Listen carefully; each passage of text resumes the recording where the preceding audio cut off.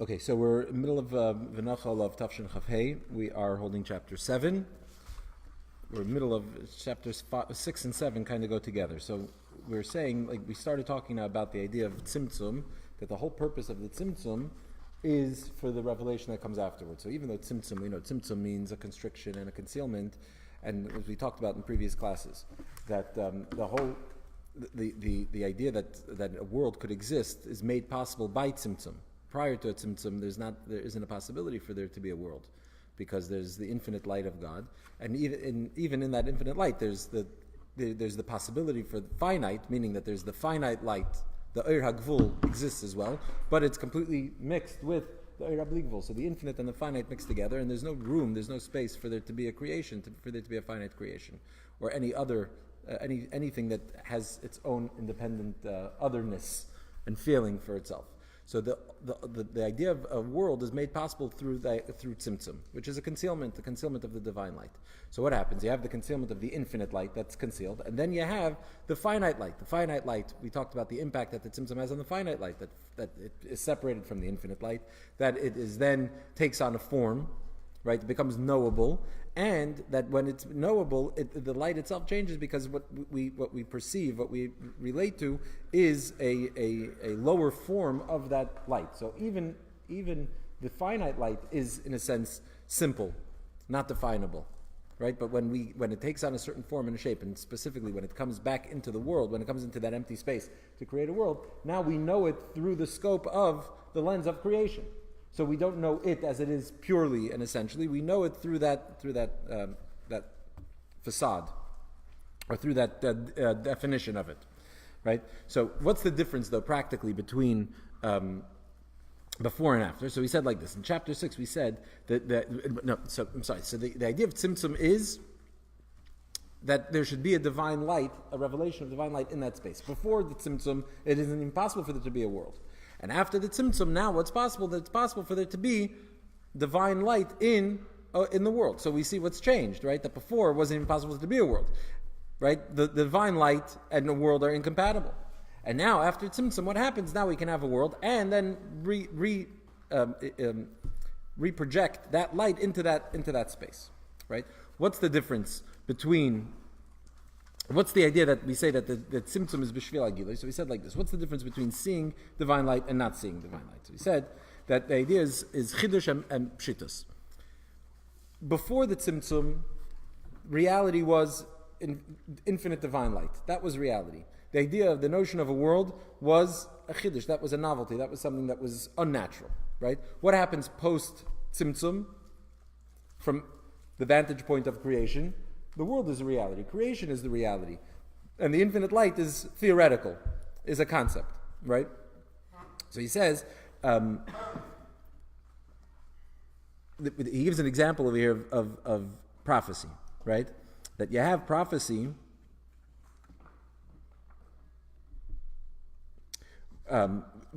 is it natural to see godliness or not, right?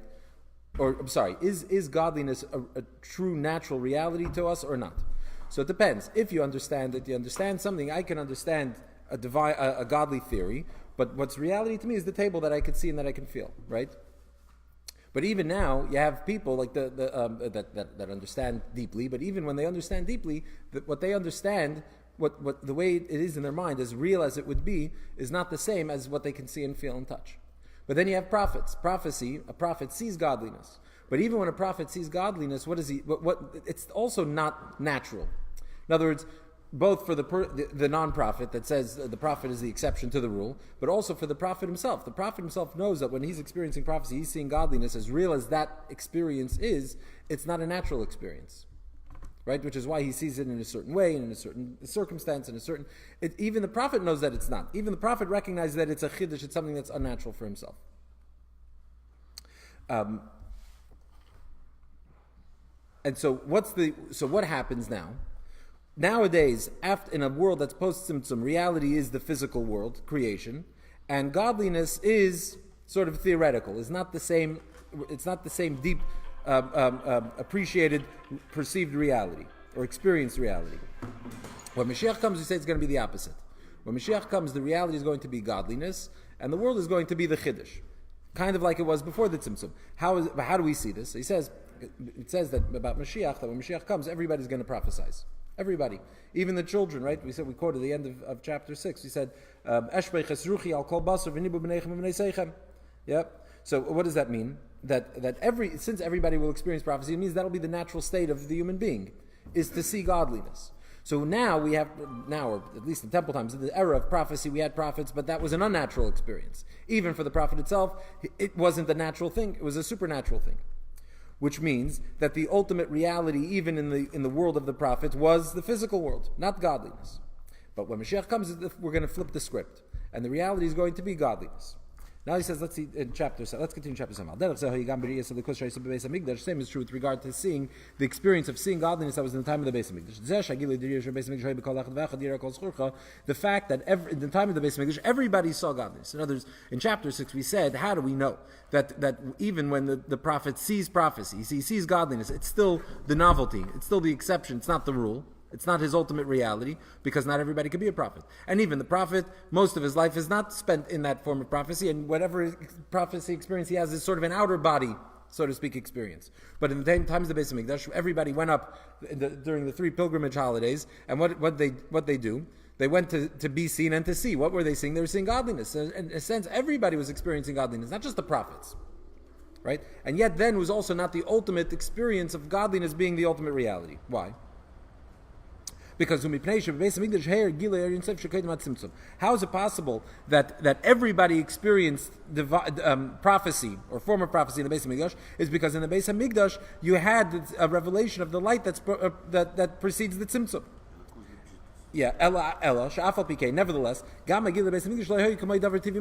nevertheless, even though you had such a great light, the light that was from before the Tzimtzum, meaning that everybody was able to experience godliness and that was the reality, yet it was still lacking. Why? Because it wasn't the ultimate natural experience. You can only experience it in the Beis Hamikdash. You couldn't experience it outside of the Beis Hamikdash.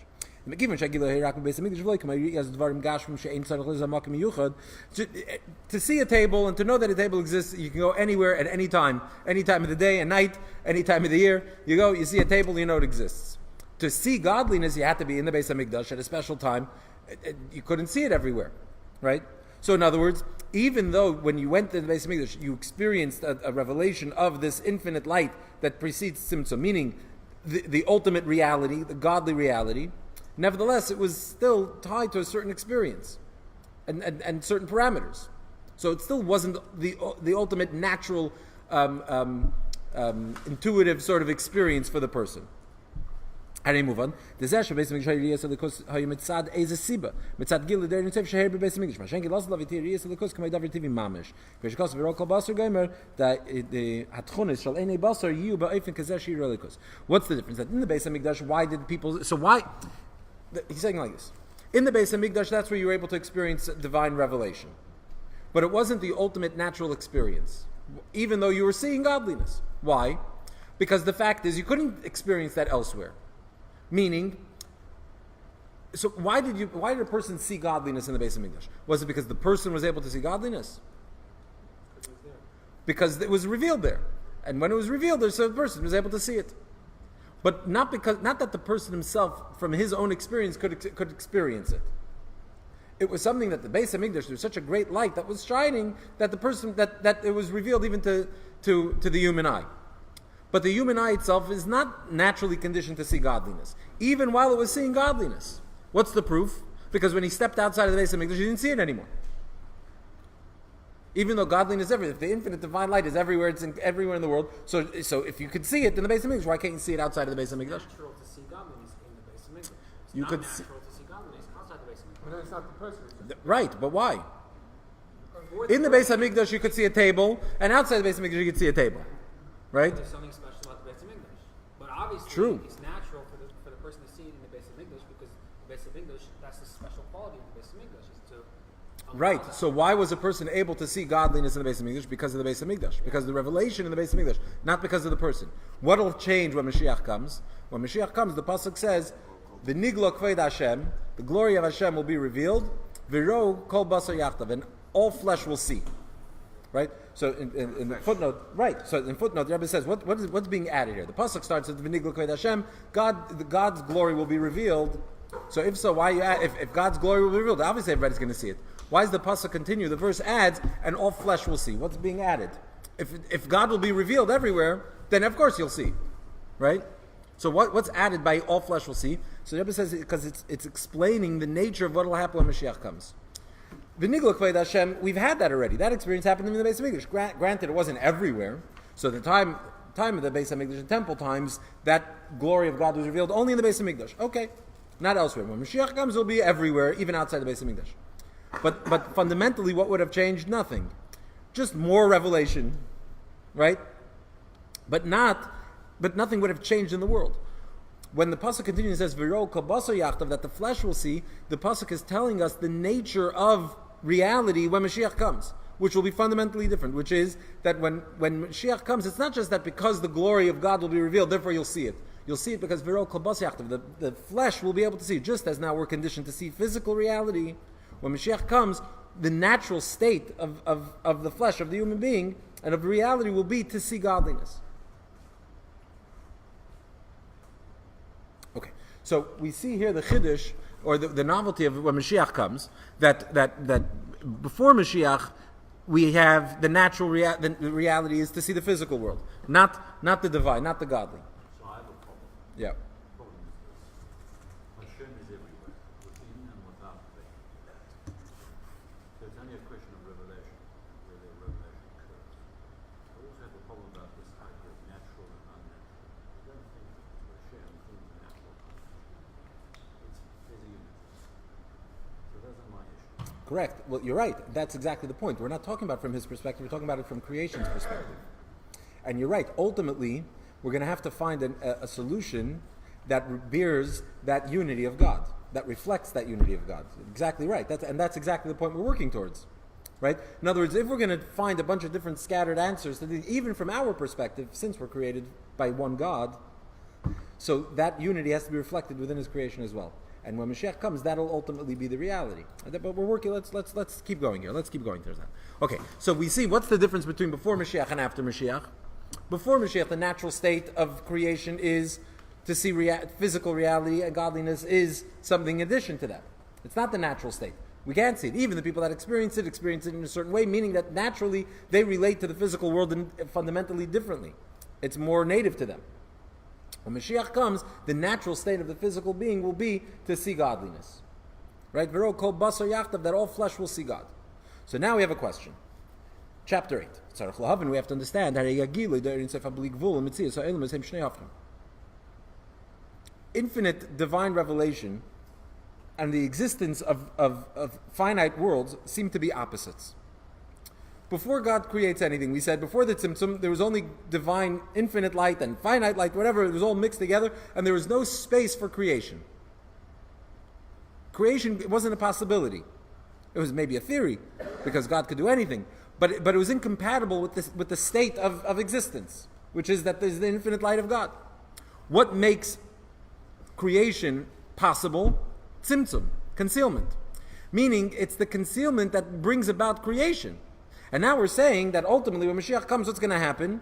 That in that creation, we're going to have that experience of before the Tzimtzum. How's that possible?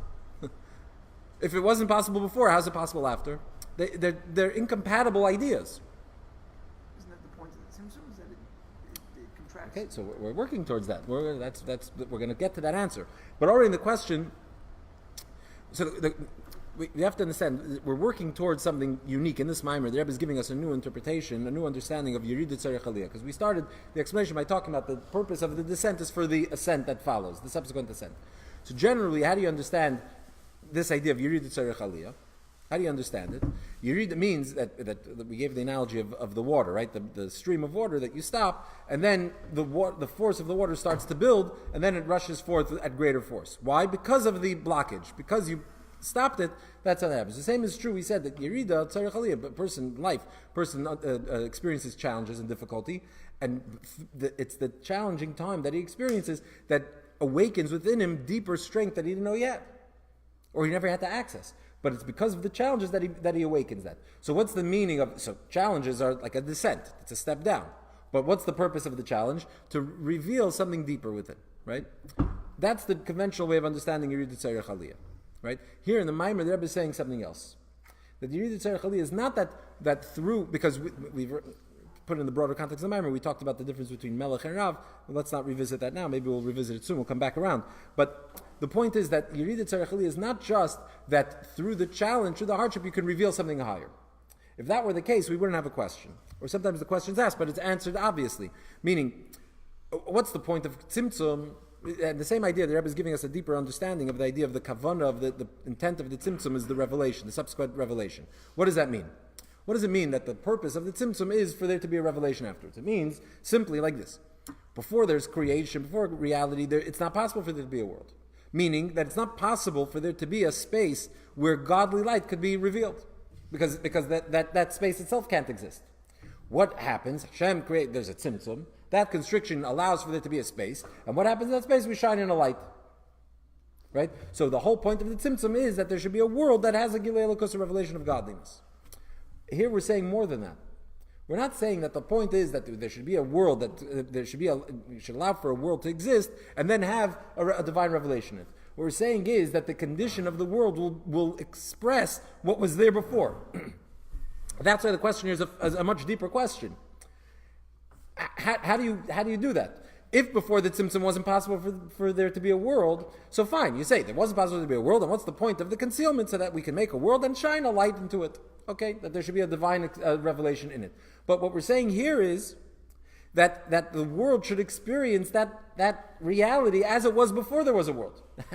If before there was a world, it wasn't possible for there to be a world, so how is it now there's a world, we should have that experience? How's that possible? They're incompatible. That's the question. So what's the explanation? So he says, let's again. We have to understand this idea of the revelation of the infinite divine light and the existence of a reality, of a physical created reality, are two opposites. By the way, we don't just mean physical, even metaphysical. We're talking about any form of creation. Yeah. So that's why they're incompatible. How do we see? Because before God creates the world, the expression of Kabbalah is that He filled the void. And if He's filling the void, there was no space for there to be a world. And therefore, so in order for there to be a world, a creation, He had to. The light had to be concealed. And since the whole, what gives rise, what gives space for there to be a creation, is the concealment. So if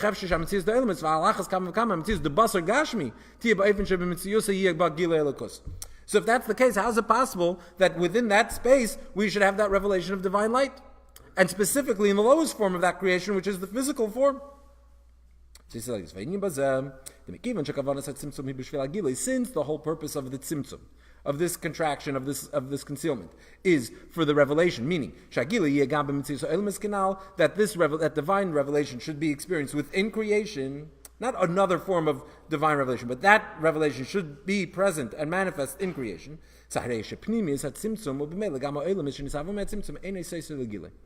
Since the whole point of the concealment is so that what should happen afterwards, there should be a world, and in that world there should be that divine light. So if so, it can't be a contradiction. We'll get to it. This is the whole idea of this idea that the subsequent revelation is the ultimate essence of the tzimtzum itself. But it's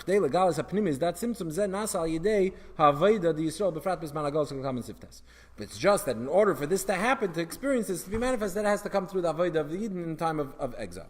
So what's the Rebbe saying over here? So there's basically something that Hashem can't do. He couldn't create, he had to create. The contrary, we're saying the opposite. But he needed to create humans in order to get to this level. He couldn't get to the level, meaning the world couldn't have been created, but he could create it. Exactly. So that's how it's like But he couldn't do this. I mean, he had to create humans to get to this level. The world, he didn't need any. He didn't make any challenges. He could just do over here. He could create whatever he wants. But what's the point over here? What's but this, the way it plays out, shows that the ultimate purpose of it all, which is from human perspective. But why did God need humans in the first place? If he didn't need to do anything. We say God doesn't have to do anything. He's not compelled to do anything. We learned that in the last time we were talking about, where he chose it. right. Yeah. I understand that, but he obviously I'm saying to get that word. So saying he wanted to create the world. Yeah. At some level, so he wanted to create the world because he wanted to get the idea. But that's the point. Is here you see how he's ultimately how he's entirely not limited. Seemingly, he is limited. He's limited in that he can't create a world where there's a concealment, where there's no concealment. He needs the concealment. So can he not do it? So he could have done. But the point over here is, on the contrary, but this brings out something deeper. Of course, if he wanted to, he could have created it that way. He could create it however he wants to. The fact that we say that he couldn't, there's no space, then you would say you're limiting him. You're defying. He can't. When we say that he couldn't, the whole point is the punchline here. That's what it means that he couldn't. Because in other words, that he creates a concealment in order to shine through, to show what? That ultimately it could shine even there. So he's not at all limited. But how does that come out? How did that come out to be understood and appreciated by his subsequent creation is through this process where there's no space for a world. He has to make a concealment. And then through the concealment, then shines through. But what's the point? He's saying like this. What's the true nature of something? The true nature of something is its ultimate purpose. The intent behind it, that's its true essence. In the physical world, we don't really see it. It doesn't really manifest in quite the same way. But certainly, when we talk about in holiness, in God, we're talking about as things are in the divine sort of experience. Something's ultimate definition is based on its purpose. What's the purpose for it, right? So what we're saying here is that since the whole purpose of the tzimtzum is that the divine light, the infinite light, should then shine in that finite space, in that created space, in the Eilamis. So therefore, it's not possible to say that they're a contradiction, because the whole thing is made. The whole purpose of it is so that should happen afterwards. It's unlimited. Through limitations is unlimited. Right. Perfect. That makes sense? Yeah. Okay. So let's keep going, and we're going to see how this plays out, how we see this. Okay. So al pisa yuvan masha meisa ba maimer shayidi lutzay khalia. שבזה מבאר כן אוסיף ד' דזה שהידי עבודה בזמן הגול סי הגיל דלוס אלא ולא רק הגיל דניים של המיילה מהסוג גבריה שמשיח יגאל איסו מצד זה של מלך אלא גם עניין דסוג גבריה. Now we can understand why the Friedrich Rebbe's Maimon. Remember we asked earlier in chapter 4, why is it, we started the Maimon by saying that Mashiach has these two components. He's going to be a teacher and he's going to be a king. In being a teacher, we said it's two levels. Teaching in a way that we can understand and teaching in a way of seeing. Right? That he's going to show us things that, like we remember we told the story about the Arizal, that he said what he was just experienced, it take him 70 years to explain. Right? So there's seeing something that's in a much deeper, higher level than explaining it. Right? Both of those are in a form of teaching though. So both of those are components of Mashiach being a teacher. Then he's also going to be a melech, a king. What is it that he's going to be? What does it mean that he's going to be a king? That he's going to reveal to us things that are essentially hidden. Yashas Chayshach Sisrei, we quoted the pasuk that there are things they essentially are hidden. And that will be, that's what he will give us. That's the meaning of him being a king. Something that's totally separate, totally beyond us. And we explained that all of these things, the fact that Mashiach is going to be a king and a teacher, all comes as a result of our time in exile. That exile, our avodah, our divine service in exile, is a prelude, not only a prelude, but is a preparation and is what will bring about the resulting time of Mashiach. Like we've explained a number of times, Mashiach, the time of the redemption, is not a reward for good behavior. It's the result of our actions. Right? It's the sum total of everything we've done. That's what it is. It's the result. It's the consequence. So how is it that now and particularly, so that's true throughout all of history, but particularly it's the result of our service in exile. How so? So we explained that in the time of exile we access a higher level than intellect, right? The idea of Netzach, the idea of Mesiras Nefesh, we said we reach a higher level. So the Rebbe explains how the time of exile, if we're doing something that's essential, or revealing essential faculties of our souls, right, that are beyond understanding, so we can understand how the result of that is Mashiach being a king and showing us things that are essentially hidden beyond understanding. But how does that help us? How does that lead also to Mashiach teaching us in a way that we can understand and see? So for that, the Rebbe said, that's why the Friedrich Rebbe introduces the idea of Yerid Tzarech Aliyah, the idea of the descent for the purpose of the ascent. Right? How so? Now we can understand why. So he says like this. Why? Because שמשיח יגאל is bedrav. שגם הגילוי דעניונים אלו הוא על ידי עבודת זמן הגולס כי זה שלא עשה להביא יברו כל בשר גוימר מצד הטבע והתכונס דבשר גופה הוא דווקא על ידי שמגלם הכוון הפנימי זה הירידה שהירידה יוצר חליה. How is it possible that the human condition will change so that the human condition now could see godliness, could now comprehend and appreciate and see it as the ultimate reality? That's through this idea of Yerida Tzarech Aliyah. What did we just explain? We just said, how is it possible that the divine infinite light that we said previously, before creation, was incompatible with creation? How is it that becomes manifest in creation? We said because what's the true nature of the tzimtzum, of that concealment, is to reveal that. So it can't contradict. The same is true with regard to the human being. The human being naturally can't perceive godliness. That's his condition. How is that condition going to change? By revealing that really his ultimate condition is to be able to perceive godliness. So it's through understanding the concept of Yerida Tzarech Aliyah, understanding the idea of Tzimtzum B'Shvil HaGilui, by understanding these ideas that we come to that. How does this play out specifically though in exile? In other words, we're not going to have time. What time is it now? How are we doing on time? It's 9 o'clock. Okay, we're not going to have time to go through all these footnotes here. But, I'm sorry? Yeah. But 59, see here the Rebbe is giving us a big chiddush that the Hara 59, he's basing it in the Maimer of the Frierdiker Rebbe. But we're not going to have time to really do it justice, so let's avoid it for now. Maybe if we have time, we'll get back to it. I doubt it. Okay, he's saying like this. Here the Rebbe is giving us a whole new interpretation of Yerida Tzarech Aliyah and Tzimtzum B'Shvil HaGilui, and explaining like this, that it's not that the idea of Yerida Tzarech Aliyah, usually when you say Yerida Tzarech Aliyah, the neshama comes down to this world to experience an ascent. When does it experience the ascent? When does the neshama have an aliyah? After the person passes away, right? Person comes down to this world, the neshama is in heaven. But it's on a certain level. Comes down into this world, and by coming down in this world and experiencing life in this world, as a result, after the person passes away, he reaches a higher level in heaven than he was before. Neshama. Yeah, the neshama. That's what we say. The Yerida Neshama is the Yerida Tzarech Aliyah for the neshama. Here the Rebbe is saying, no. The Yerida Tzarech Aliyah happens down here. The Yerida itself is the Aliyah. Coming down there. Yes. Why? Because by coming down here, in the descent you reveal what's the purpose of the descent? Go higher. Is to experience the godliness in the physical form. How is that possible to experience godliness when you're in the physical form? By recognizing that the whole concealment of naturally now nature, creation conceals godliness. But why does it conceal godliness? We said that because that's its nature, right? It's incompatible. But what's the point of it? Why is it concealing it? So that we can be here to do what? To reveal the divine, the infinite. So the concealment is, the purpose of the concealment itself is the revelation.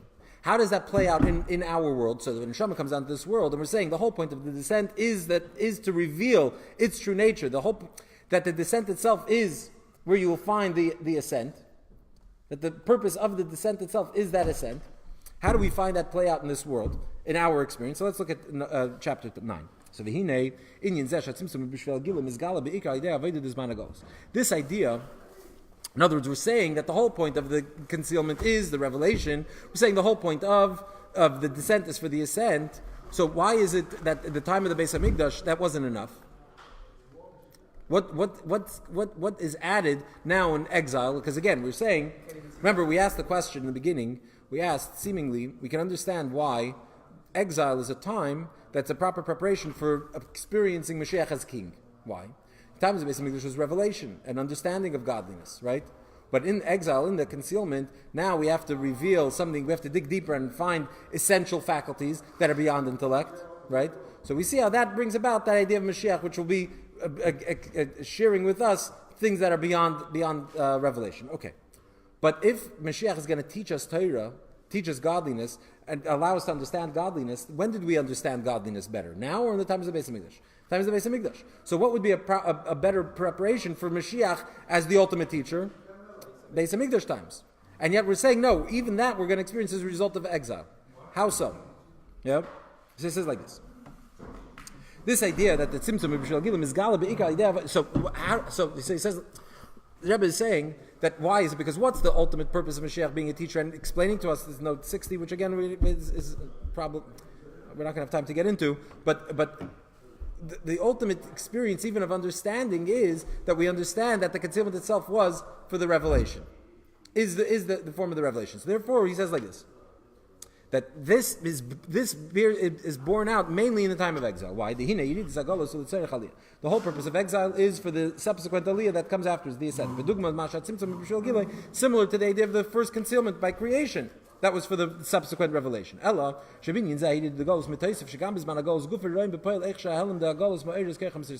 It's what's interesting is that we have this idea, the theory, that the concealment or the descent is for the purpose of the subsequent ascent, but in the time of exile we actually see a manifestation of it. How so?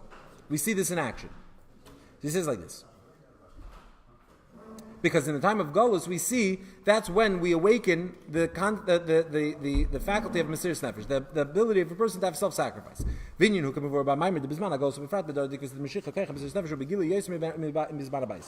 the Friedrich Rebbe says in his Maimer, that we find self-sacrifice was experienced and more apparent and exercised during the time of exile more so than in temple times. He brings an example of this from the faculty of will and desire in a person. He says like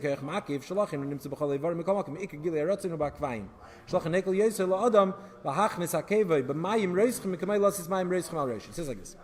What's an example? He's saying that we have Mesiras Nefesh is experienced more in exile than in temple times. Practically, we didn't need Mesiras Nefesh in temple times. We didn't need self-sacrifice. There were no challenges and obstacles. Specifically in time of exile, that's when we need it, right? But there's a reason for it, and he gives an example of will. We've discussed many times that will is higher than intellect. It's a much stronger faculty within the person than intellect is, right? What's the difference between intellect and will? Is that intellect is a specific internal faculty, which is why intellect happens where in the mind, right? It has its specific seat and place in the human being. Will, where's will experienced? It's experienced everywhere in the body, because will is a transcendent faculty. Right? It's koyach makif. It's a transcendent one, which is also what makes it more powerful. But will's experience everywhere. That's why when a person has a real desire, his whole body, he feels it everywhere. Right? Whereas an idea, a deep thought, where is he experiencing the deep thought in his mind? Right? So here you have something interesting. A person decides he wants to pour hot water on himself. Yeah?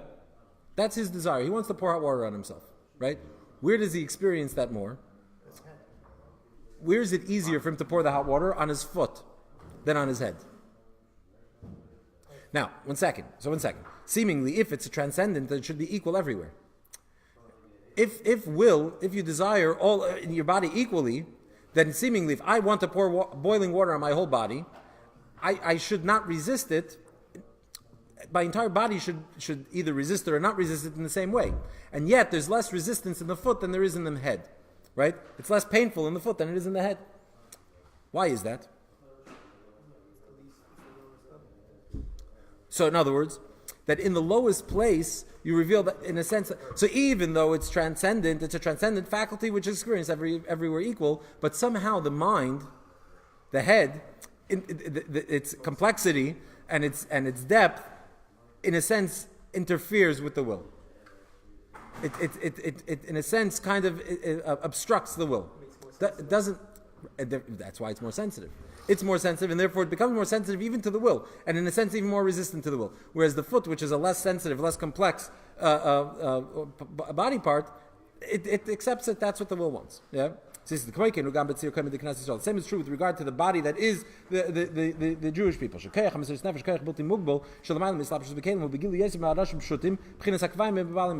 That's why we find that self-sacrifice is found more in the simple Jew rather than in the more scholarly, developed Jew. And the same is true with regard to when we look at history in its entirety. Where do we find self-sacrifice? Primarily in the later stages of exile, in the time when the generations are in the lower than previous generations. So just as we find within the human being, that where is the will manifest more? In the less complex part of the body. The same is true with regard to the body of the Jewish people. Where do we find Mesiras Nefesh? Where do we find that expressed more? In the simple people. And where do we find it in terms of history? In the later stages of history. What's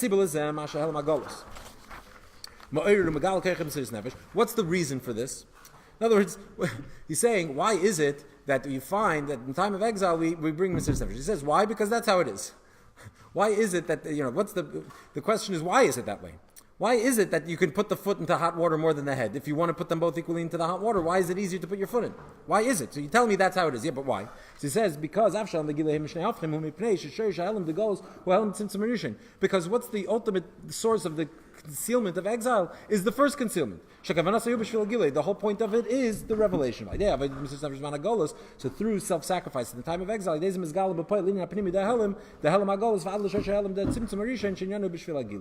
that's why in that concealment you find that experience. So where that concealment is most present, that's where you can find, that's where you bring out this idea that the whole point of it is the revelation.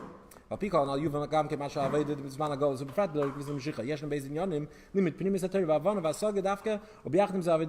why we find now, even though we say, it's the worst of times, it's the best of times. We're the lowest time, the time right before Mashiach, on one hand, and yet on the other hand, we find that now we have Mesiris Nefesh, as we've discussed before, right? Because the whole point, now we're getting to the end, so the purpose of the concealment is the revelation, and also we find, even though we're lower even intellectually, yet we have Chassidus today, where we're learning about godliness in a way that is unparalleled in history.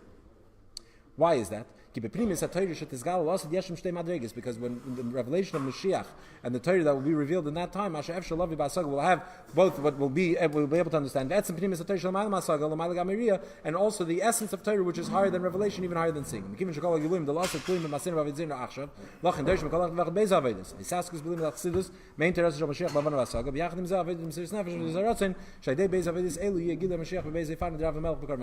now we're right before Mashiach, and Mashiach we're going to have Rav and Melech, so we need both forms of service now. We need to, preparation for the Mashiach being a teacher is understanding. And the preparation for Mashiach being a king is Mesiris Nefesh, which says, what's Mesiris Nefesh mean? Not self-sacrifice, you're willing to die, but giving over your will. That in other words, putting Hashem's desire, His will ahead of your own. That's what Mesiris Nefesh means in a nutshell for us today, is putting somebody else's will, somebody else's desires ahead of your own. It's interesting that we're out of time, yeah? This idea of the revelation, in the news the other day, right? Now we have pictures of a black hole. With the light around it. Right, or the light around. A black hole fundamentally can't be seen. If it's a black hole, then you can't see it. And yet now it's exactly what he's saying here. It's a taste of Mashiach. That even in the physical world now we have another form. He brings an example over here in the Maimer of dipping your foot into cold water, into hot water. But what's a black hole? In a sense, what's the idea? Why would there be a black hole if you can't ultimately eventually see it? So the whole point is that it's considered, you can't see it, but it's the same Nekuda. Sorry, we didn't gefällt ein bisschen as about it today, but I wanted to get through the Maimer. I'm sorry. Sorry guys. Gemacht sehr gut, yeah. Was macht er? Wo ist du an?